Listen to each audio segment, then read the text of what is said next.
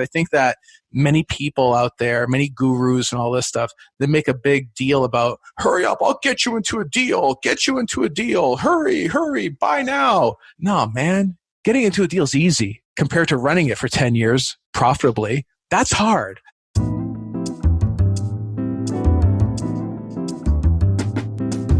Welcome to Target Market Insights, the multifamily and marketing podcast. Each week, John Kasman interviews multifamily and marketing experts to teach you how to find the best places to invest, attract investors, and grow your portfolio. You are listening to Target Market Insights with your host, John Kasman. Welcome to Target Market Insights. I'm your host, John Kasman, and I'm glad you joined us for another great episode. Now, if you're enjoying this show, do me a favor and leave us a 5-star rating and review. And don't forget to hit the subscribe button so you don't miss an episode. Now, today we're going to be talking to my man, Agostino Pentas. Hey, before we bring them on, I want to invite you to join me at the Best Real Estate Investing Advice Ever Conference in Keystone, Colorado, this coming February 20th through the 22nd. Now, I've been going to this conference since the first year, and I've enjoyed it every single time. In fact, my first large apartment deal was with partners I met at the Best Ever Conference. At this year's event, you'll have exclusive access to 3 days of sessions and networking events at the luxurious Keystone Resort. There will be nationally recognized speakers, breakout talks, author panels, and much more to help you elevate your real estate portfolio. Grab your seat next to mine at bec20.com/ref/J Kasman. Now, that was a lot, so I'm going to do it again. bec20.com/ref/J Kasman. And lastly, if you use the link I just shared, you can take another 5% off your tickets by using promo code 5DEAL. That's 5DEAL at checkout. See you in Keystone, Colorado. Agostino has a great background. He came from Canada and now resides in Cleveland. He's a former IT C-level executive, and over the last 20 months, he's invested in over $40 million worth of real estate as a general partner. Let's welcome to the show, Agostino Pentas. Thanks for inviting me, man. Really, really stoked to be here. Absolutely. Thank you for coming on. So listen, you have a special place in my heart already. Anybody in Cleveland is a good fan of the show and good people to know. So yeah, thank you for representing the hometown. Born and raised in Cleveland myself. You had a bit of a journey getting to Cleveland, though, coming from Canada. And I know you made some stops in between. Why don't you quickly walk us through your journey from Canada to Cleveland? Sure. You know, yeah, it's been quite the journey. My parents are actually immigrants from Italy. And growing up in Canada to poor immigrants, one of the things that I've always wanted to do since I was a kid was have my own company, run my own business. I've been an entrepreneur since I was 9 years old. And from the time I first started my little computer company, my software development business, that's what I was doing when I was 9, right? I was coding. And rather than taking the entrepreneur route, because I was good at developing software, and went to corporate America and worked my way up the chain. You know, by the time I was 27, I was running an IT group.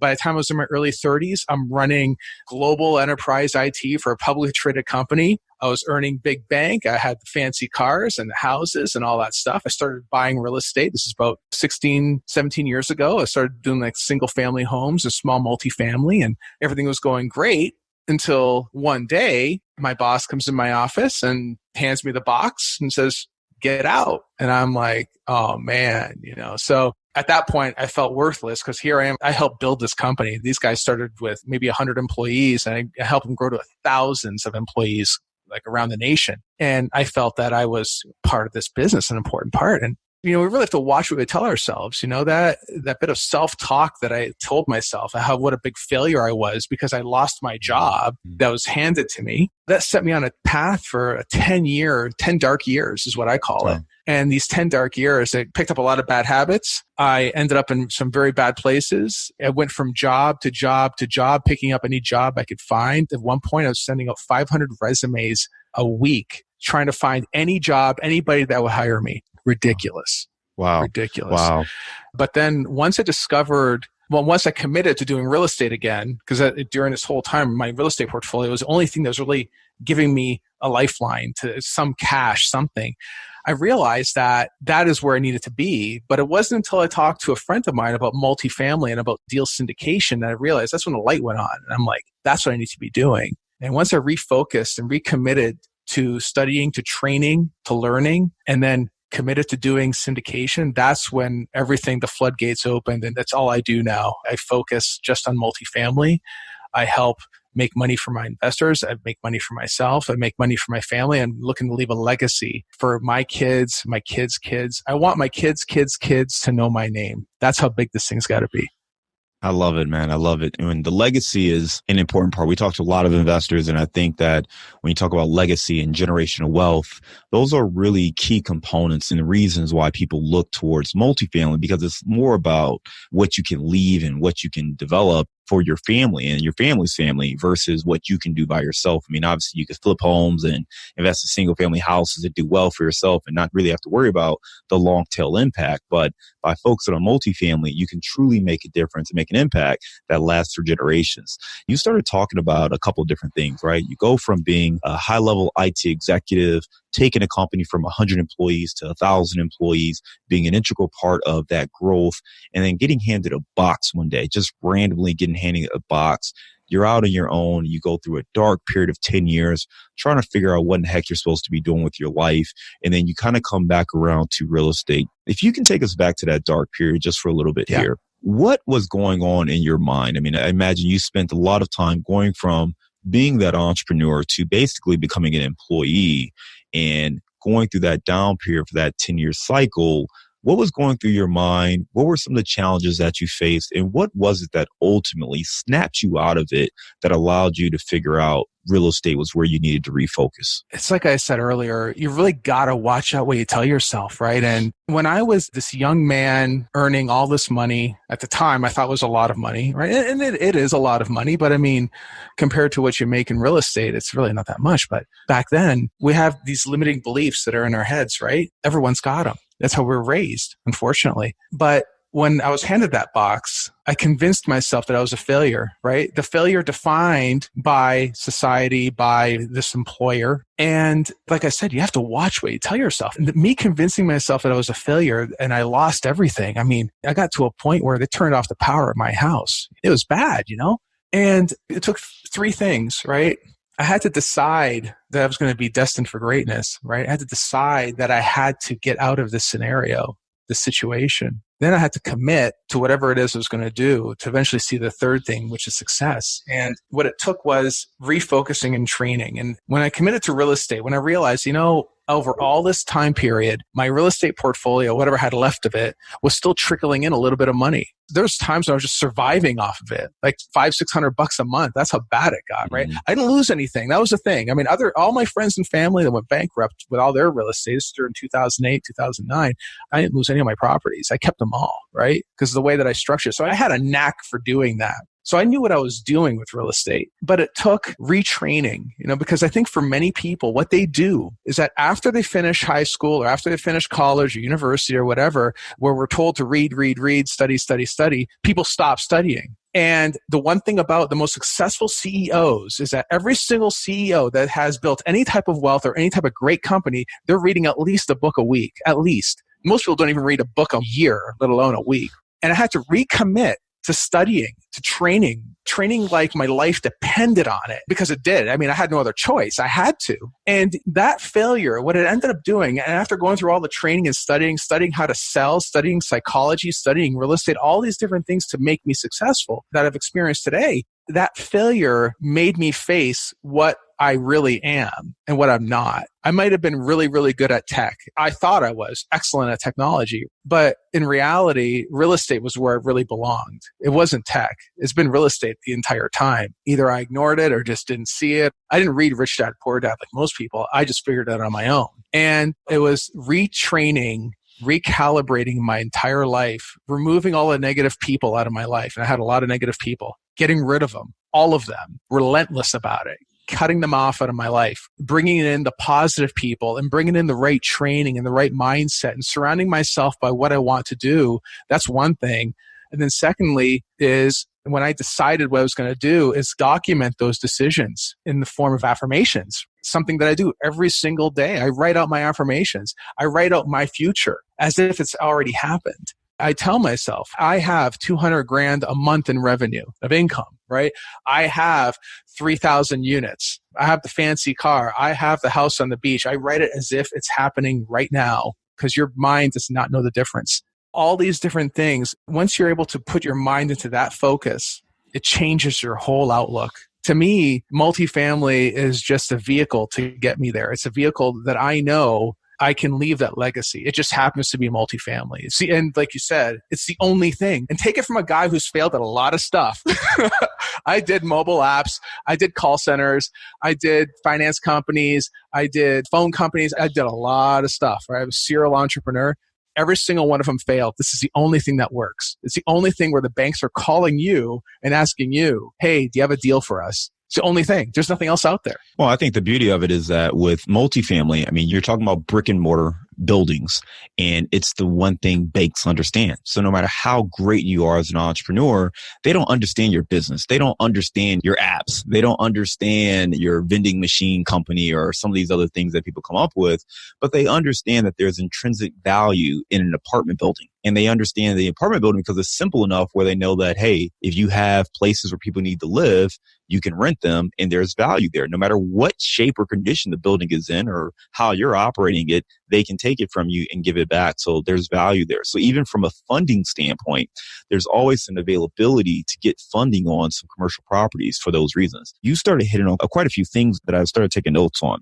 You mentioned removing negative people from your life. And I think that was really important. Starting to bring in positive people was one of the things that really helped you. And then creating the mindset and focusing on the mindset, the affirmations, writing down those decisions of who you wanted to be and making sure you are doing those affirmations on a daily basis of the lifestyle that you wanted to create, the lifestyle that you wanted to live, and really speaking that into the universe. I want to fast forward about the impact of some of those techniques and some of those strategies and how that led you to build Bulletproof Cashflow and kind of take you to where you are present day. So we talked about, in the last 20 months, you've done $40 million worth of real estate as a general partner. Talk to us about the impact of those affirmations to get you to the point you're at today. Yeah. If I could sum it all up, focus. That's it. So what I did that's different from many other people when I was going through this and I decided that I was going to do real estate and make that commitment I mentioned, I found two virtual mentors. They weren't even real mentors because I didn't know at the time that it was even an option. I had no idea that all these podcasts were out there, all this stuff was out there. I chose Robert Kiyosaki and Sam Zell. Sam Zell, a billionaire real estate guy, started from nothing and built up an empire. And I think everybody knows who Robert Kiyosaki is, Rich Dad, Poor Dad. Two guys. That's it. I focused on these two guys, listened to everything I could find until I felt that I had enough of the grasp of what they were trying to say. Then I found two new mentors. What I didn't do was listening to 15 different podcasts, read 18 different books, go to conference after conference after conference after conference. I didn't do any of that stuff. This is when I first started. Focus. Two guys. Very different. One's tactical, one's strategic. Because I needed to fill my head with the understanding of how does this business work? How do they do it? How do these guys do it? And I think that is one of the foundational components that I still do to this very day. All I do is multifamily. That's it. I don't do land. I don't do industrial. I don't do commercial. All I do is multifamily. That's it. Even now, it's like we're kicking around maybe doing a renovation deal, like a big renovation deal. Even that is going to be multifamily. So it's like it's all one thing. I'm a one-trick pony. I do that pony like nobody's business. That's my trick. That's what I do, right? And I knew that there's other people like me out there that they were lost. I have friends that are my age and they're still stuck in that whole 40-hour work week, miserable, getting sick from where they're working because they're surrounded by negative people, but also the environment's not a really good environment for them personally, for their health. And yet they keep doing that. Even at this last event that I went to, there's all these people that need this kind of help. This could be an escape for many, many other people is doing this type of thing, taking control of your own future. We only get once they're on the ride. I mean, I don't know what everybody's faith is, but as far as I know, I don't know what happens after this. All I know is I got one shot. That's it. That's all I know. And you got to make the most of it. You can either go and slave for 40 hours a week at a job that you hate, that nobody wants to be at, including your boss, or you can take control of your own life and live it the way you want to live it on your own terms. To your point there, I mean, when you're working for someone else, you don't have the power. It doesn't matter how great you are at your job. I mean, and you saw that, right, firsthand. When you are working for someone else, at any moment, they can hand you that box. I was fortunate, but I worked at General Motors at a time where we went through those hardships, and I watched people to my left and to my right get handed those boxes unexpectedly. Many of them did not have another source of income or other means to hold them over, and were left scrambling because they had worked the American dream. Get a great job, work that job until you retire. And that's pretty much it, right? It was like really a two-step thing. Go to school, get a great job, keep that job, and work it until you retire. And for me, it was that moment that crystallized that, hey, I better have something else in place, because no matter how great I am today, at some point tomorrow, at some point in the future, they may want to get younger. They may not want to pay somebody what they're paying me. Maybe technology has moved past and I'm no longer sharp enough. Whatever the case may be, I didn't want to give that control to an organization. And I think everyone should think about it that way, whether you want to or not. Even if you love your job, even if you absolutely love your job, you should have additional income streams that are giving you flexibility, the means to invest in other assets and to stretch those dollars and to continue to invest for future generations. You started talking also about how you started noticing other people were in this space. And I want to get to kind of Bulletproof Cashflow and what really sparked you to launch this platform. Can you talk to us about that a little more? Yeah, one of the things that we do at our live events, and I started putting them on to reach other people, and these other people would come out and they wanted to network and they wanted to talk about multifamily. So again, all our events are focused on multifamily. That's all we talk about.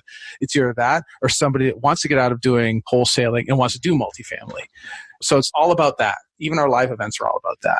And the thing is that many of these folks that'll come out, it's going to sound terrible to say, a lot of them don't know what to do, or they're currently floating right now. They're taking it day by day without that focus, without knowing what to do. In our platform, and what I try to do, and when I say platform, the YouTube channel, our website, our book club, all these different things that we do is to help other people change their mindset and consider their future. I don't care if they buy anything from me. It's not even about that. I don't even care about that. I'm looking to change lives. That's what I'm looking to do. I'm looking to wake people up. It's like the way that things have been told, it's the same thing that's been happening since the 1950s. Just like you said, go get a job. You're going to work there for 30 years to give you the gold watch, and then they're going to give you a big party, then you go home, and then you're going to die. Wow, sounds awesome. Can I do that again? No, man, no, don't do that. But I think that many people also underestimate the amount of effort that goes into doing this stuff. You know, it's like for guys like us, we do this every day. You were saying in the green room a bit ago that you're getting a bunch of LOIs out. People don't know how to put that stuff together. You know, we learned how to do it, right? We learned how to negotiate that, how to negotiate it up front, how to talk, how to sell. How do you convince that other person on the other end of that LOI that John can close the deal, right? I can close the deal. That all takes training. That all takes experience. But for someone that's starting out, they just don't know what to do. So that's why we created the platform, is to help other people explain to them, here's what an LOI is and here's why it's important. An LOI is more than just, here's an offer. It's more than just that. It's you have to convince that you are capable of closing a deal, either by yourself or with your partners or whatever the case may be. And then just one small example, right? But that's the reason why we did that. You know, that's why we do it today. I mean, we give away a lot of material all over the website, and we have our free ebook that we have as well that people can download on how to find a broker. We have more free stuff coming out. I just want to get people educated. I just want to wake them up. That's about it. That's all Bulletproof Cashflow is about, is waking up, like you said, building that generational wealth. To me, that could be part of the legacy in a way. Is if I can help 1 million people reach their goals, then I did my job. Yeah, I love that, man. We'll make sure we link to that ebook as well. And if you're looking for more information, I know Agostino has some on his website. We'll certainly make sure we link to that. Definitely check out some of the information he has.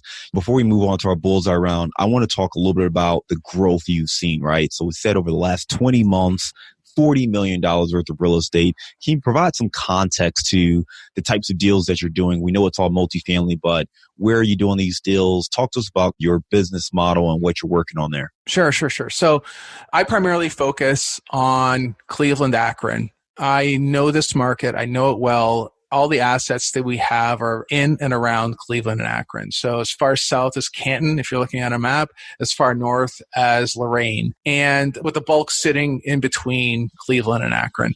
The model is that by focusing focus on one area. You know that area very, very well. You know what the cost per door should be. You know what the rents are. You have the proper management in place that can help run all these things. And then you're able to buy in bulk for renovation and whatever type of repairs you might need. You get to use the same people to help renovate these things. Because I think that many people out there, many gurus and all this stuff, they make a big deal about, hurry up, I'll get you into a deal, hurry, buy now. No, man, getting into a deal is easy compared to running it for 10 years profitably. That's hard. That's hard stuff. Getting into a deal is simple compared to running it. And I'm a real big believer in that. That's why I focus on one area. And once we get to about 1,500 units or so, at that point, I'm going to go to my next market. I'm already looking at different markets right now. And I'm not going to stop buying in Cleveland and Akron, but I know that I'll have some critical mass there that I'll feel comfortable if I can leave it alone for a week and it won't go to hell in a handbasket. It'll be okay. Right now, I keep a very close eye on everything because you have to. You have to keep an eye on everything, right? Give me context of that. I mean, as an asset manager, most of the people, once you get to your point, right? I think coming into multifamily, it's how to get started. Once you get that first deal, it's managing the deal and the asset manager. We don't spend a whole lot of time talking about it. We should spend way more time talking about managing the actual asset. Just provide some context. How do you keep your eye on it? Is it daily calls, weekly calls? What exactly are you doing to kind of monitor the assets of the portfolio? Yeah, so we do a weekly call. It's the weekly KPI call, right? And we go through everything from what is the potential revenue, what is the current revenue, what is occupancy at, how many evictions do we have, how many evictions do we have last week, because we do it weekly compared to this week. It's all weekly, and you get to notice a trend. Everything is driven by trend. Everything in our lives are driven by trends. If you think about it for a second, the price of eggs last week was this, and now this week it's this. That means next week it'll probably be this. Everything runs on trends, right?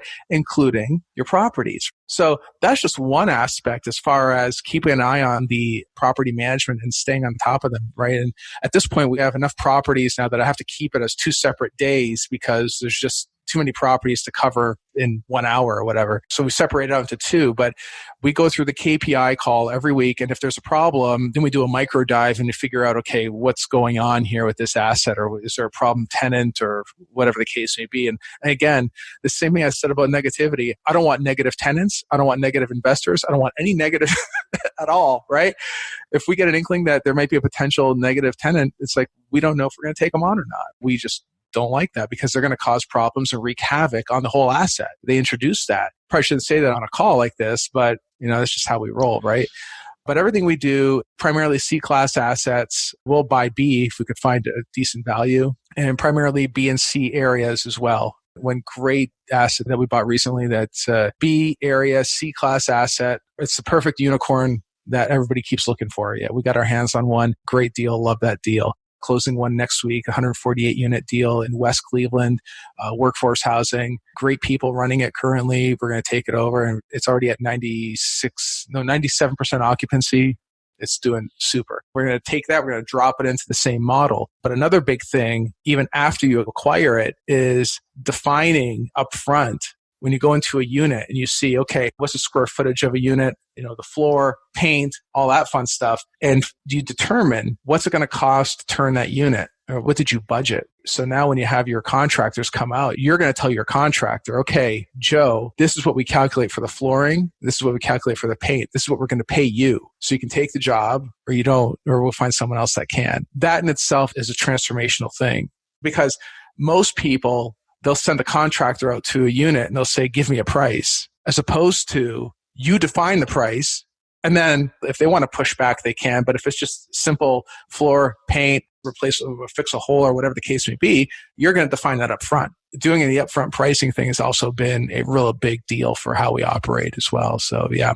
No, I love it. Those great tips there as far as how to manage it, staying on top of it, the weekly calls, which I think make a ton of sense, following the trends, understanding what's happening with the project, and then really at a high level, owning the approach. You talked about no negativity, and negativity is not a protected class. I think it's okay if you get an inkling that people are negative, you can work around that. And then the construction side of it, you're making sure that you stay in charge of the numbers and the budget. And as long as your numbers are tight and correct, you should be able to find people who can fit within those numbers there. Now, if you're interested in multifamily and you want to review a sample deal, you are in luck. We have a special download on our website of a sample deal package. Just go to casmancapital.com/sample deal, and you'll also join our mailing list to get tips and exclusive investment opportunities. Again, that's casmancapital.com/sample deal. And now it's time for the Bullseye Round. How has a failure or apparent failure set you up for later success? I would say that failure actually benefited me in a way that you would never expect. It eliminated everything out of my life, everything. I had to sell everything to get into this business, right? It opened my eyes to say, okay, if I'm going to go into multifamily, I need to unload everything. I sold my cars, I sold my houses, I sold my properties, I sold it all just so I can do this. That failure made me realize that I didn't belong where I was and I needed to be in real estate. That's where I needed to be. And that's what failure did. So in a way, failure actually helped me get to where I'm at today, a massive failure. I hope that nobody else has to fail to the same extent I did because it was pretty bad. But you know what? If I hadn't failed, I'd still be working a miserable job somewhere in corporate America. And that would totally suck. But I would just be so unhappy. I wouldn't have the life I'd have today. What is the book you've recommended or gifted the most in the last year? I read a lot of books, as I mentioned, and the 10X Rule comes to mind. Grant Cardone, I talk about that. That is a life-changing book. But I'm also a big fan of Seneca, the Stoic, on the shortness of life. I touched on this before. We're running out of time, man. We often live like we have an unlimited amount of time, and we don't. One day, some of your listeners out there, you're going to look in the mirror and you're going to notice a new wrinkle that wasn't there yesterday, and then there's going to be something, oh man, my elbow feels a little tight today, right? Yeah, that's age, man. And we're running out of time. You got to make the most of it. I mean, I know I sound anti-corporate, but after going through what I had to go through, and I was all about building success in corporate America, it's terrible. It's just terrible. There's a whole world out there. There's a whole big world out there. And not to sound like I'm showing off, I'm going to Colombia in a couple of weeks. I'm going to be going there for a month. I don't even have a return flight yet. I work out every day at the gym, and I mentioned it to one of the coaches, and she says, I have no idea what that's like. What's that like? I go, it's freedom. Every day is Friday. That's the way everyone should live. Everyone should be free. That's the way it should be, but it's not. If I can help anybody out there get to that freedom, then I've done my job. Give me a digital or mobile resource you recommend for your business. It's going to sound terrible. YouTube. I don't know what else to say. I mean, and I only say YouTube, and it's too general, I think, but there are so many different tools out there now that you can learn and train from, right? And that stuff wasn't available when I was going to school. Not to the extent it is today. I mean, when I was going to college, right, I was told probably the same as you, you go to school, you get good grades, you do your master's degree, get a second master's. I did all that, man. I got double associates, a bachelor's, 2 master's degrees, all that fun stuff, and all tech-related stuff. And if I would have just trained myself the same way I'd been doing in real estate, my life would have been totally different. It's hard to say if I'd be making a decision now based on everything that I've had, but the point is that most of the information that I mentioned is all available there if you just train and study. I mean, even on Bulletproof Cashflow on the YouTube channel, we have, I think, over 200 videos there just on multifamily, and we're not even close to done yet. So there's just a whole wealth of information out there on how to do this business. But it's like I said before, you just got to pick one or two mentors, even if they're virtual mentors, and just train and learn everything you can from them. What is a daily habit that helps you stay focused on your goals? Oh, that's easy. Going to the gym every morning. Every morning, first thing I do, I still wake up early, 5 o'clock in the morning, I'm up. Even that's kind of late. But at that point, I'm not even thinking. My brain isn't even running yet. I get in the car, I go to the gym, and then the gym wakes me up. And then by the time I get home, I do my affirmations. But to have a clear mind, you have to have a clear body. I haven't eaten meat in over 20 years. And don't smoke, don't really drink a lot socially, that kind of thing. That's it, man. Try to stay healthy. Again, this is the only one we got. It's the only body we get, right? We don't get a second one. Not yet anyway. So we've got to make the most of it. We've got to make the most of it. What's one thing you know now that you wish you knew when you were starting out? Oh man, when I was starting out, geez. I wish I would have known about the power of real estate. The reason why I did it the first time, then the whole single family and small multifamily thing, I'll tell you, even though I was a successful C-level executive making bank I was still living in fear every single day. I was afraid. And I was making bank and I had no reason to be afraid, but I was always operating like I was afraid. It's scarcity mode all the time. And I knew that if I could buy enough houses, single family, small multifamily, if I could do that, then if something happens, I'll be protected. That was my whole reason for doing it. Stupid. To live life like that is ridiculous. And part of what I do now with the whole YouTube channel is to help other people hopefully realize their freedom, but it's also an instruction manual for my son. That's what it is. Imagine having your dad tell you how to do real estate, talking to you about how to do real estate, right? So that's part of the reason why is that he won't have to learn the lesson the same way I had to, the hard way. I had to stumble around to find it, where by me creating all this material, I'm leaving it for everyone else, but I'm also leaving it for him. What's one thing you know now that you wish you knew 12 months ago? I think that 12 months ago, social media was an important part of our business, right? And now that we've taken on and hired more virtual assistants, more VAs, it has expanded it tremendously. I can't even begin to tell you how much it has done. I mean, it was only a couple of them. I'm not even talking 10 or 15 of them, just 2, right? And it has expanded our touch points. I'm not going to say that, oh my God, it yielded X millions of dollars or anything else like that. Nothing like that. All I'm saying is that more people have discovered us and found us. And that's cool. I'm okay with that. They found us. They've been able to touch more lives. They know who I am. They know about Bulletproof Cashflow. And they know about our movement. And I already know I could use social media that way. But if I would have known I could do that with VAs, I would have done it a whole lot sooner. All right, Agostino, you are in the Believe land, city of Cleveland. Give me the best place to grab a bite. Cleveland vegan. All right. If you're a vegetarian, you'll appreciate it. Well, listen, this has been a lot of fun. You've given us so many great tips.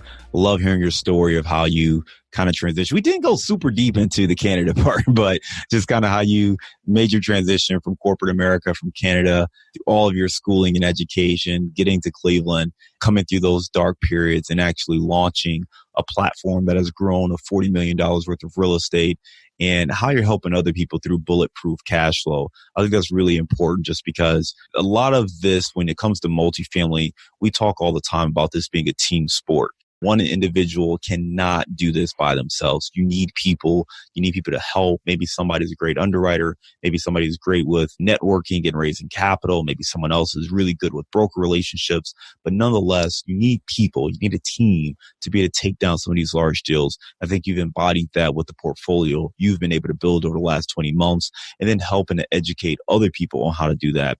For our listeners who want to get in touch with you, what's the best way to reach out? Bulletproofcashflow.com. You can also find us on Facebook, on Instagram, on LinkedIn, same handle, bulletproofcashflow.com. But one thing that you mentioned about the team, an important part of the team is to have the broker, right? At least that's a big part of mine. And if your listeners want to text the word freedom to the phone, I have a phone number here, 202-410-4202. Then we'll send them a free ebook on how to basically reach out to brokers and how to get a broker to actually call you back, what you have to do with that. So it's 202-410-4202, right? So that's the lessons I learned from how to do all this. My lessons are in there. Awesome, man. Great to hear. Well, listen, it's great talking to you, and we'll be in touch. Thank you again for coming on Target Market Insights. Thank you. Thank you, sir. Thank you for listening to this episode of Target Market Insights, where we tap into the top experts in multifamily and marketing to uncover the top insights and strategies you need for your business. Now, if you're enjoying this show, leave us a 5-star rating and review, and don't forget to hit the subscribe button so you don't miss an episode. We look forward to bringing you more great insights, so just chill till the next episode.